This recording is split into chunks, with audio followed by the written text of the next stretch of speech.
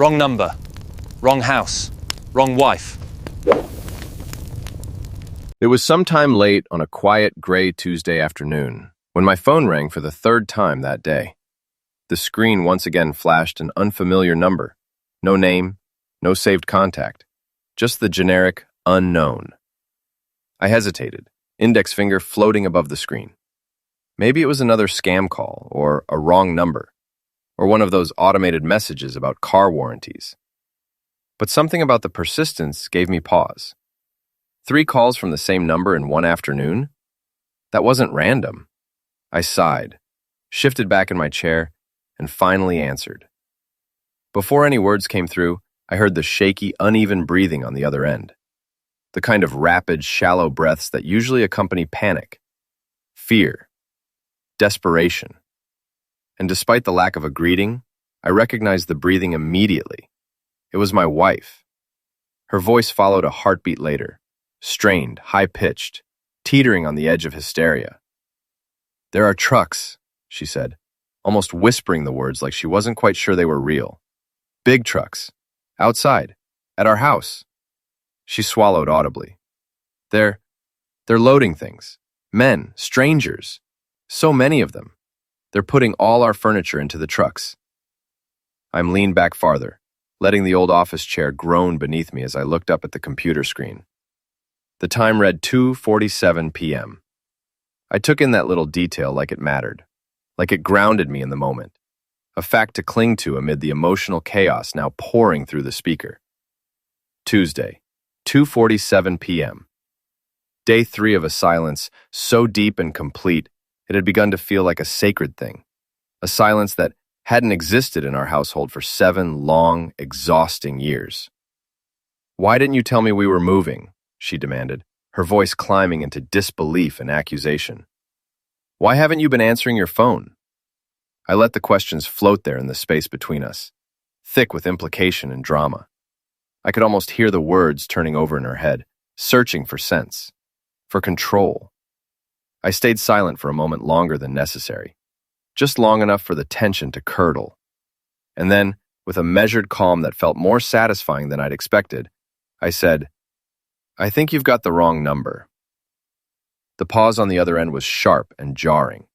I could hear her breath catch, like I'd slapped her through the phone. "What? No, it's me. I'm calling from someone else's phone because mine..." Slashing, "You may also want to check whose house you're standing in," I said, still cool, still perfectly composed. And then I hung up. The line went dead, but my phone didn't stay quiet for long. It lit up again almost instantly. Same number. Another call. I didn't answer this time.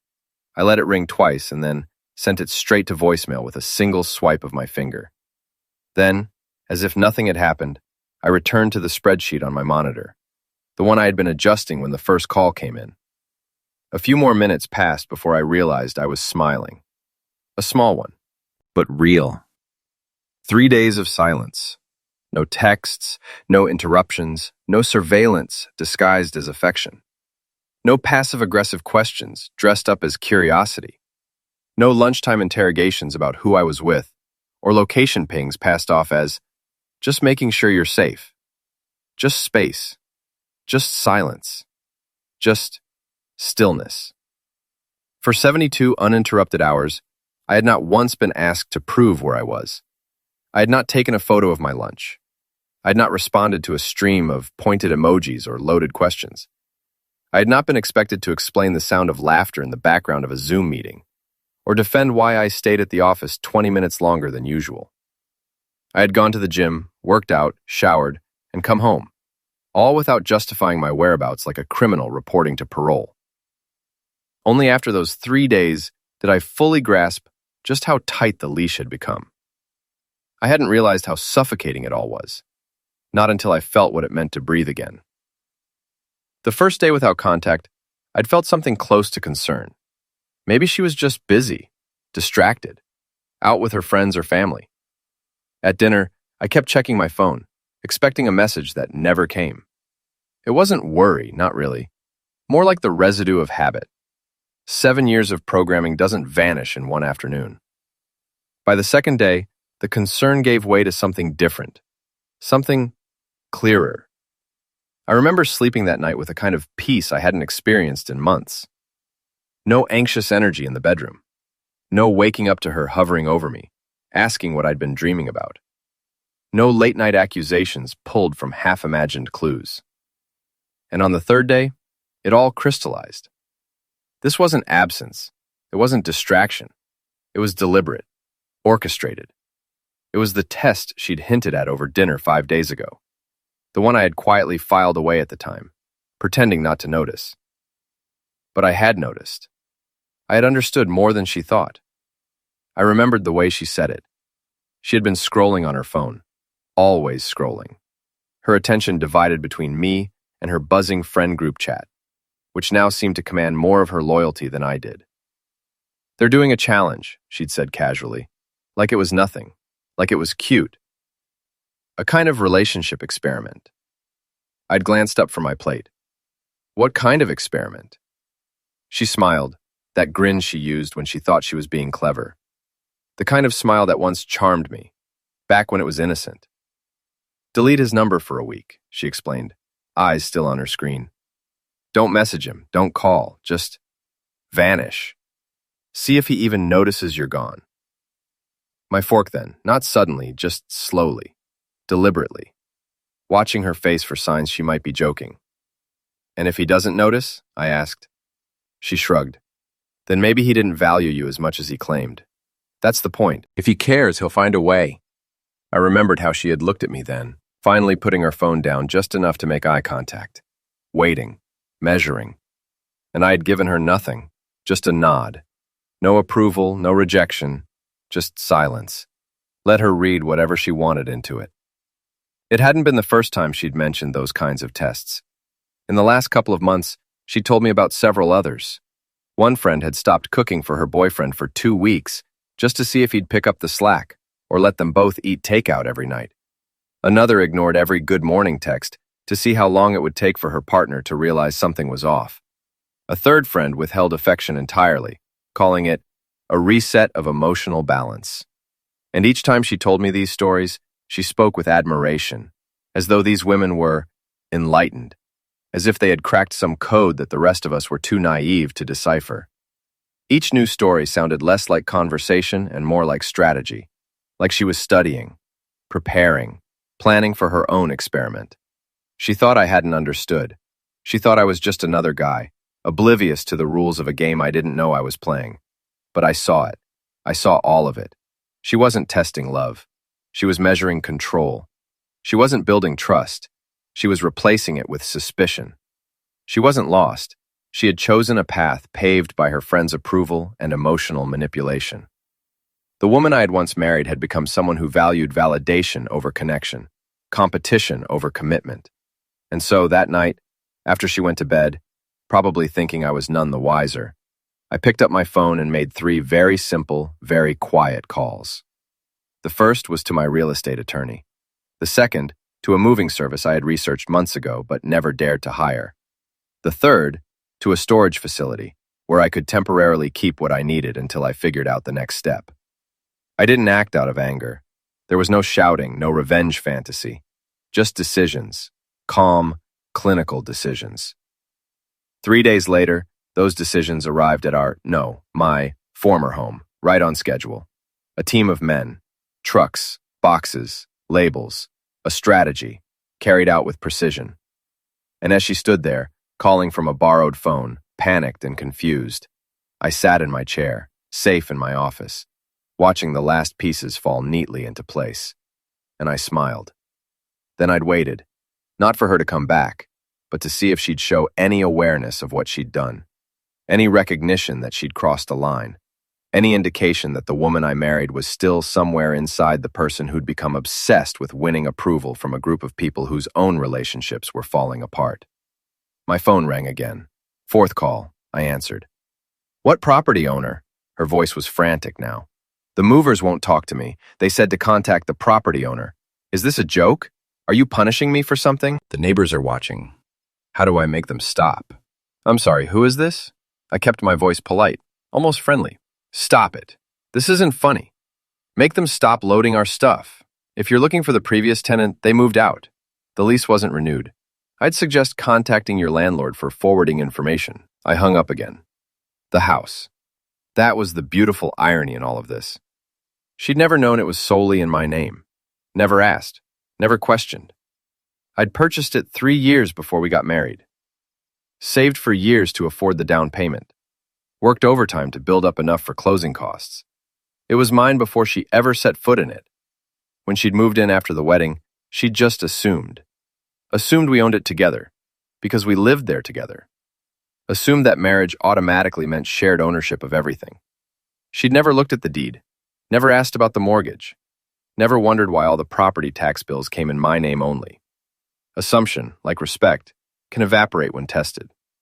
She'd been so busy testing whether I'd notice her absence that she'd never stopped to consider what else she might not have noticed. Like who actually owned the roof over her head? The eviction papers had been filed on day 1 of her challenge, the day she deleted my number and announced to her friends that she was testing whether I'd care. While she was sending laughing emojis to her group chat, I was signing legal documents with my attorney. Completely legal. 30 days notice, as required by DC law. All documented, all clean, all proper. Another call came through. I let it ring 3 times before answering. Different voice this time, one of her friends. The ringleader of the group, if I had to guess. The one who probably came up with most of these brilliant challenges. "What the heck do you think you're doing?" The friend's voice was sharp, aggressive. The kind of aggressive that comes from someone who's never actually faced consequences before. You can't just kick her out. This is illegal. We have rights. You're just mad she has friends who empower her. I almost laughed at that last part. Empowerment. That was their favorite word, wasn't it? Every manipulation tactic wrapped up in empowerment language. Every control scheme justified as self-worth. Every test disguised as growth. Actually, I said, keeping my voice perfectly level, everything I've done is entirely legal. I own the house solely. Purchased it 3 years before we married. I initiated proper eviction proceedings with appropriate notice.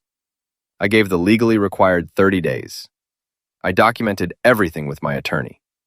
Your friend chose to be unreachable precisely when these conversations should have happened. Poor timing on her part, silenced on the other end. I could almost hear the gears turning. The realization that maybe, just maybe, they'd miscalculated. "But you can't just," she started. Tell me something, I interrupted, genuinely curious now. Does empowerment usually involve making someone homeless? Or is that a new feature of the program? Because from where I'm sitting, your advice to test whether I'd chase her has resulted in her finding out exactly what happens when you play games with someone who's decided to stop playing. Is that empowering, or is that just consequences? Silence again. Then the backpedaling began. I'd expected this. Bullies always backpedal when someone stands up to them. We were just trying to help her see her worth. It was just a challenge, a game. You're supposed to chase after her, not... She trailed off, reality finally sinking in. The game wasn't playing out the way she'd scripted it. "Here's the thing about games," I said. "They're only fun when everyone knows they're playing, and they only work when the other player cares about winning." I stopped playing 3 days ago, exactly when she deleted my number. I ended the call. The phone rang again almost immediately. Sarah this time. I could hear her crying before she even spoke. Real tears this time. Not the manipulative kind she'd learned to deploy when she wanted something. These were the tears of someone who just realized the game was over and she'd lost. "They showed me the group chat," she said through sobs. "They showed me everything we were saying about you, about all of this. I'm reading it now and I can't believe I..." Her voice broke completely. I waited. Let the silence stretch. Let her sit with what she was seeing. "Day 1, she continued, struggling to get the words out. "I texted them that I'd deleted your number, that you had no idea. I actually used a laughing emoji. I wrote, 'He has no idea,' with a laughing face." She choked on the memory. They all responded saying this was going to be so good, that men are oblivious, that you wouldn't even notice. For days we were laughing about it. About you. Like it was some kind of joke. Propensity. The silence was doing more work than any words I could offer. "Day 2, she went on, her voice shaking. "They asked if you were panicking yet. I told them nothing. Radio silence. That you probably just thought I was busy with them. One of them said maybe you were relieved. A sharp intake of breath. I told her to stop, but deep down I was worried she might be right. That's when they all jumped in, telling me I was teaching you that I'm not always available, that you needed to learn my value, that this was good for you, good for us. Nationalization. That's what these groups did best. Take something manipulative and wrap it in self-help language until it sounded reasonable, until it sounded like growth instead of control. And day 3, she whispered. This morning they asked for a status update before I left for work. I told them I was starting to worry a little, that it had been 3 full days. They told me not to crack now, that I was winning. One of them said you were probably spiraling at home, trying to figure out what you did wrong. They all agreed, said men can't handle being ignored, that you were probably losing your mind trying to reach me. Imprisoned wasn't lost on me. While they'd been fantasizing about me spiraling at home, losing my mind with worry, I'd been signing lease termination papers at my attorney's office. While they'd imagined me panicking, trying to figure out what I'd done wrong, I'd been coordinating moving schedules and storage unit rentals. While they'd pictured me blowing up phones trying to find her, I'd been sleeping better than I had in months. They said you'd be panicking, she said, her voice dropping to barely audible. They promised me you'd be blowing up their phones trying to find me. They swore I'd have all the power when I came back, that you'd be so grateful and scared of losing me that I could get whatever I wanted. Another sob. Why aren't you scared of losing me? That question right there. That was the heart of it all. The assumption that fear should be the foundation of love. That keeping someone afraid of loss was the same as making them value you. That power games and emotional manipulation were somehow tools of a healthy relationship. I stood up from my desk and walked to the window, looking out at the city below. Because you can't lose something that already chose to leave. You didn't delete a phone number. You deleted respect, consideration, and partnership. The number was just the symbol. The test was just the excuse. What you really deleted was me, and I'm simply respecting your choice. It was just a challenge. I wasn't really going to stay away. I was coming back tonight. This is extreme. We can fix this. I'll tell them the experiment is over. Trang is over, I agreed. You got your results. You learned whether I'd notice you were gone. I noticed immediately. I also noticed how peaceful it was. You tested whether I'd chase you. I won't. You wanted to see what happened when you withdrew yourself from my life. Now you know. Restrained. So that's it? 7 years over because of a stupid challenge? No. 7 years over because you valued winning a game with your friends more than your marriage. The challenge was just how you showed me. Restrain. Another call came through. Different friend. Apologetic. Scared. Please, she said. Please just talk to her. Fix this. Her boyfriend found out about the challenge advice. He's asking questions about other advice the group has given. He found messages about manipulation tactics. Can you please just fix this? We didn't think. That's the problem. I cut her off. You didn't think. You thought you were playing a game where the pieces would stay where you put them. You didn't consider that some pieces might just leave the board entirely. But other people are. Her boyfriend moved out. Her boyfriend moved out and slamming, and another girl's partner found the group chat about training men. He's talking to a divorce attorney. This is falling apart. You all built an echo chamber where bad advice sounded like empowerment, I said. You validated each other's worst impulses until someone finally called the bluff. That someone was me. I hung up. The next morning, I agreed to meet Sarah at a coffee shop in Woodley Park. Bourbon coffee, specifically. I'd chosen it deliberately. Neutral territory, public space, lots of witnesses. If she decided to make a scene, though I doubted she had the energy for drama anymore. The texts leading up to the meeting had been desperate, pleading. All the fire from her friends' aggressive calls had burned out, leaving only ash and regret. I arrived first, ordered a black coffee, and took a table near the window. Watched people walking their dogs in the morning sun. Normal people, living normal lives without manufactured crises and relationship tests.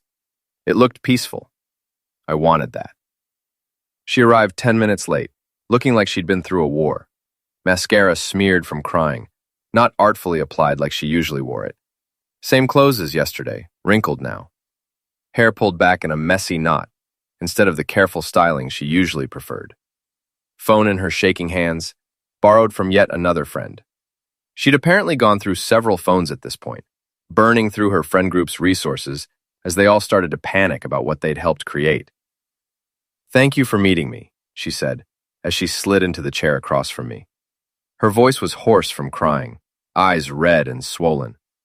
I took a sip of my coffee before responding. Let her sit in the uncertainty for a moment. "I'm here to clarify terms, not reconcile.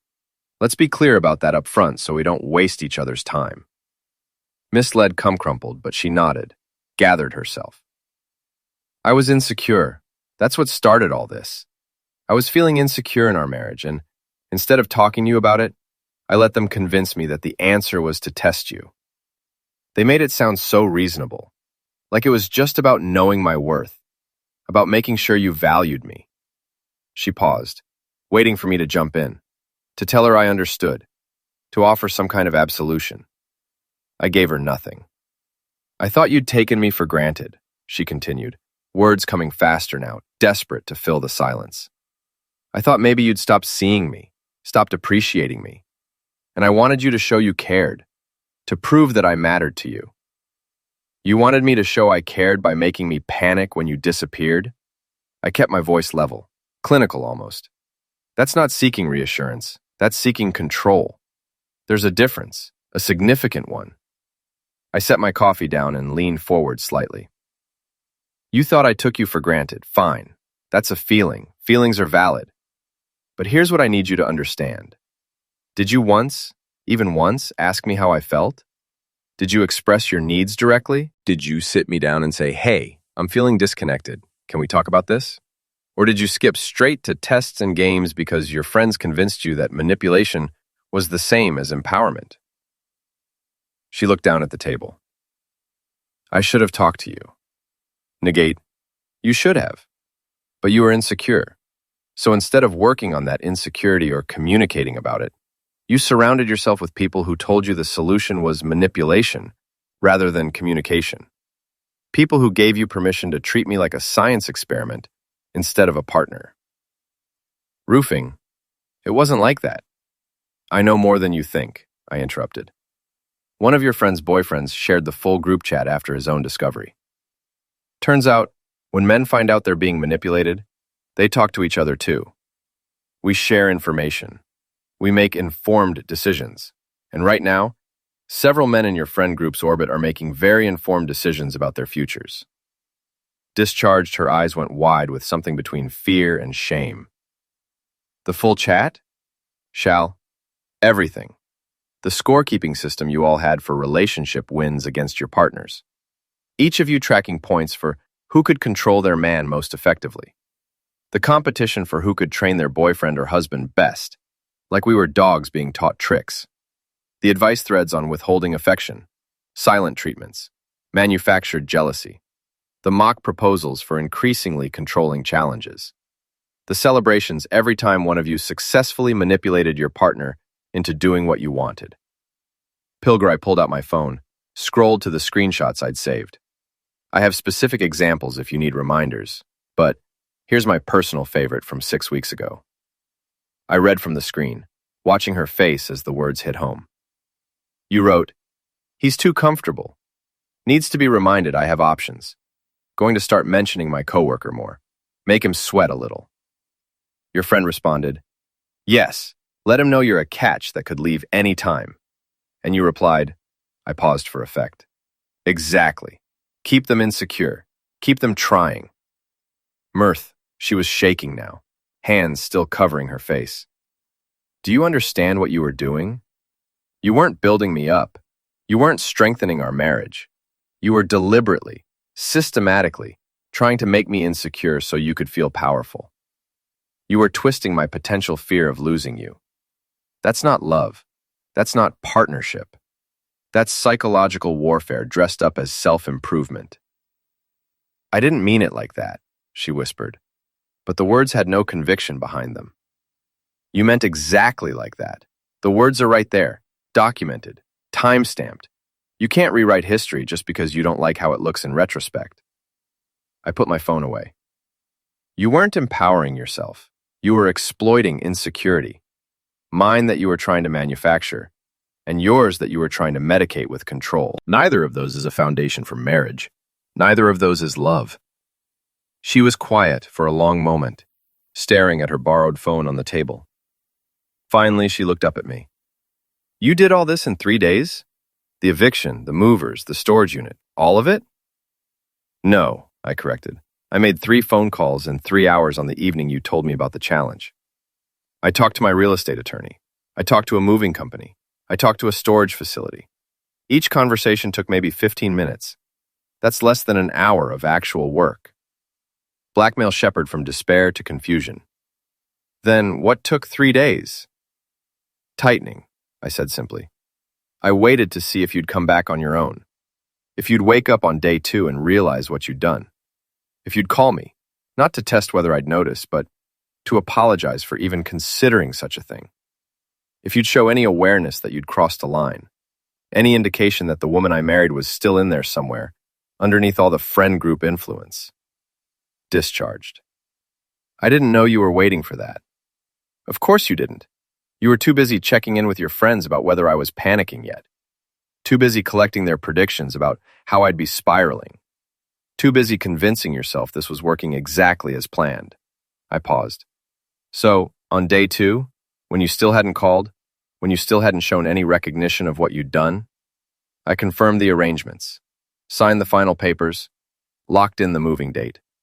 And on day 3, the movers came. You chose to be unreachable during the exact window when we should have been having important conversations about our future. I chose to move forward with mine. What about our accounts, our stuff? How does any of this even work? The joint account is being closed. My attorney has already initiated that process. Division of assets will be handled per the prenup. You remember the prenup, right? She stared at me blankly. We have a prenup? I actually had to work to keep from showing my disbelief. We signed it drunk at that Vegas courthouse wedding 7 years ago. You kept saying it was romantic, that we were doing everything on impulse. No planning, no fuss. Just us and our love. You signed the prenup right after we signed the marriage certificate. Said it was all just paperwork. Meaningless paperwork. I don't remember signing anything except the marriage certificate.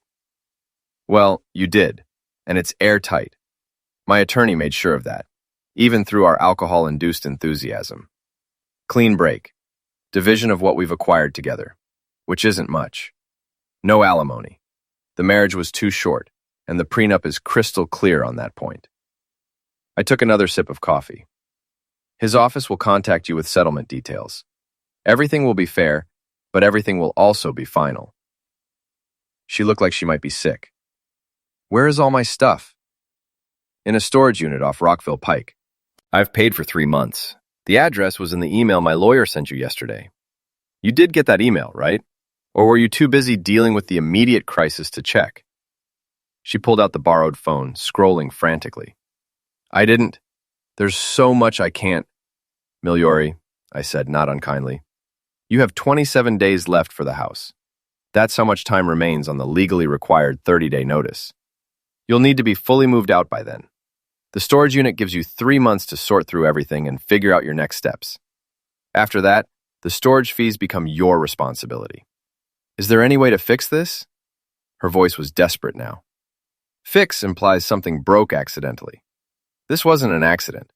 You chose this path multiple times, multiple ways, over multiple weeks. I paused. But, hypothetically, if someone wanted to fix this, they'd have to fundamentally change how they view relationships. They'd have to cut ties with the friend group that reinforced toxic behavior. They'd have to demonstrate, not promise, demonstrate, that they understand why this was unacceptable. That would take months, minimum. Hope flickered a chance. No, here's what you're not hearing. I don't want to fix this. I don't want someone who needs months of therapy and friend group excommunication to treat me with basic respect. I want someone who already knows how. I stood up, leaving cash for both coffees on the table. You had 7 years to show me you valued this marriage more than your friend's approval. You showed me the opposite repeatedly. The phone number challenge was just the most obvious example. I'm simply believing what you've been showing me. I love you, she whispered.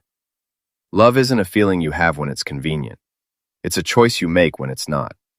You chose validation over partnership. You chose games over communication. You chose your friend's approval over my respect. I loved you. Past tense. The woman I loved wouldn't have done this. The woman sitting here is someone else. Someone who needs to figure out who she is without a group chat telling her what to think. I picked up my jacket. The storage unit address is in the email. 27 days for the house, 3 months for storage. After that, you're on your own, which, ironically, is what you said you wanted to test. Congratulations, you're about to find out. I walked toward the door, then turned back. Wrong number, wrong house, wrong wife. My mistake for not seeing it sooner, but I'm seeing it now. I didn't look back. Weeks later, I'm sitting in my new apartment in Columbia Heights. Smaller space, but cleaner, literally and metaphorically. Work productivity is up. Social life rebuilt with actual friends, not relationship auditors. I've started dating casually through mutual connections, enjoying getting to know people without games or tests. I've heard about Sarah's situation through the grapevine. She's living with one of the friends whose relationship also imploded. The friend group fragmented completely, blame being assigned in every direction. Some friends apologized to their partners and entered counseling. Others doubled down, now claiming all men are controlling. Sarah's oscillating between blaming me and recognizing her own role. 3 relationships ended from that friend group. 2 more entered serious counseling. The challenge culture got exposed as manipulation culture. Women who'd been encouraging each other's worst impulses finally facing consequences. People talk about toxic masculinity, and they should. But there's toxic femininity too. It just looks different. It looks like manipulation, disguised as empowerment, control disguised as self-worth, and a support group that validates your worst impulses instead of checking them. Relationships based on tests are relationships based on insecurity. Secure people don't need to manufacture crises to validate their importance. They know their worth because they demonstrate it through actions, not prove it through games. Show me your friend group, and I'll show you your future. If your friends encourage manipulation, you'll manipulate. If they celebrate control, you'll control. If they normalize disrespect, you'll disrespect. Choose friends who make you better, not friends who make your worst impulses feel justified. The thing about consequences is that they're supposed to teach, but they only teach people who are willing to learn. Some people face consequences and change. Others face consequences and blame. I wasn't interested in finding out which one she was. I was interested in finding someone who didn't need consequences to treat me right. People ask if I regret being extreme, ending a 7-year marriage over a phone challenge. They don't understand. It wasn't about the phone. It was about a woman who looked at our marriage and thought, what can I take away to test if he notices? Instead of, what can I add to make it stronger? The phone number was just the last straw. Before that were hundreds of smaller tests, smaller manipulations, smaller moments where she chose her friend's advice over our partnership. I don't regret leaving. I regret not seeing it sooner. I regret tolerating the smaller manipulations that made her think the bigger ones were acceptable. Someone recently asked me if I ever think about what might have happened, if I'd chased her, if I'd panicked when she deleted my number, if I'd played the game the way she expected. I do think about it, and here's what I know would have happened. I would have reinforced that manipulation works, that tests are acceptable, that disrespect is tolerable if you just perform enough panic to satisfy her friend's predictions. Instead, I taught a different lesson, not just to her, but to myself. Some relationships end in explosive fights, screaming matches, dramatic showdowns. Ours ended in 3 days of silence, 1 moving truck, and a realization that sometimes the healthiest thing you can do is simply let go. Wrong number, wrong house, wrong relationship. But the right decision.